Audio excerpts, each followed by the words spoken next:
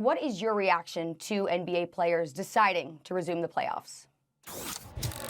Well, I think it was the smart decision for them to make, to be quite honest with you, because the reality of the situation is that social injustice has been going on for centuries, obviously decades, because that's included in the centuries. It's going on now, and I got news for you. It's going to continue to go on. So we have to stand up and fight at every single turn. We have to address case-by-case incidences. We also have to address things from a systemic perspective. We all know that. But in the end, you're still going to be called upon to move forward. And moving forward, even though it may entail protesting, it may entail movements, and as LeBron James alluded to, this is the way of life for us. It's our lifestyle. It's what we've always had to endure.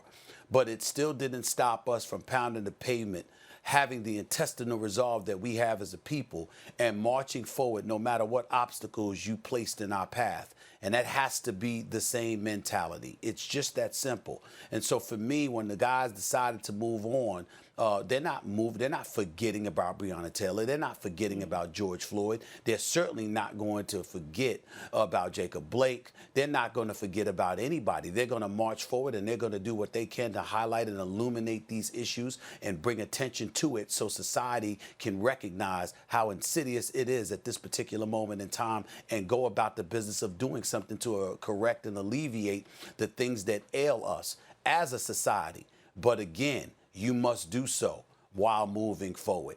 I am on national television. I am a black man. I've had issues with law enforcement in the past. Not all law enforcement officials, not most law enforcement officials, but there have been sporadic incidences where I thought my life was in danger because a cop was willing to put his hands on a gun for no reason whatsoever. Every black man that I've known can speak to that because those are issues that transpire. We get all of that. We know about police brutality. We know about systemic racism. We know about all of those things. It still did not stop us from getting to this point in our lives and in our nation's history. Of course, there's an absolutely positively long way to go, but we don't stop.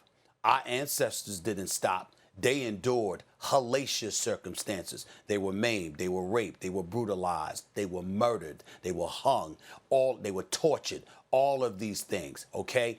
And still, they marched forward. As a people, we have to recognize the fact that regardless of how crazy and how egregious our circumstances may be, we're still a hell of a lot better off than those who came before us, considering what they had to endure. And because they marched forward and made noise and brought attention to things and highlighted things, they did that while moving forward. They didn't stop moving forward to do that.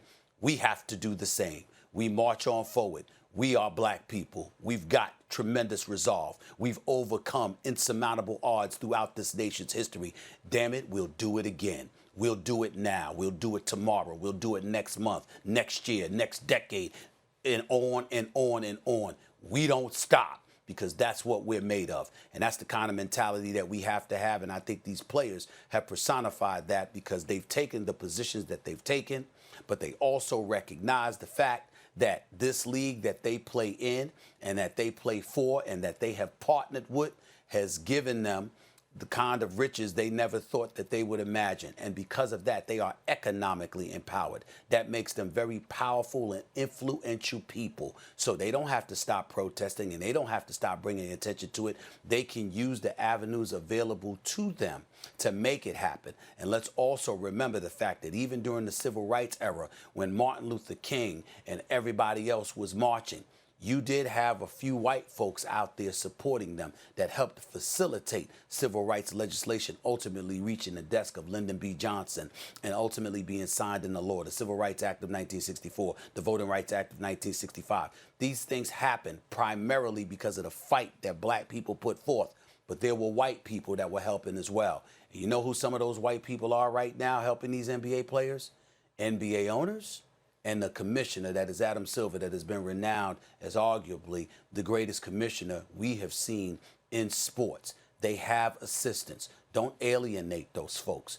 utilize them to your advantage to get them to help you, because from everybody that I've spoken to and these players have spoken to, those folks are willing to help. The NBA players truly have a partner in the owners and the league. Don't forget that. Don't push them away. Don't alienate them. Utilize it. And that's what I'm saying.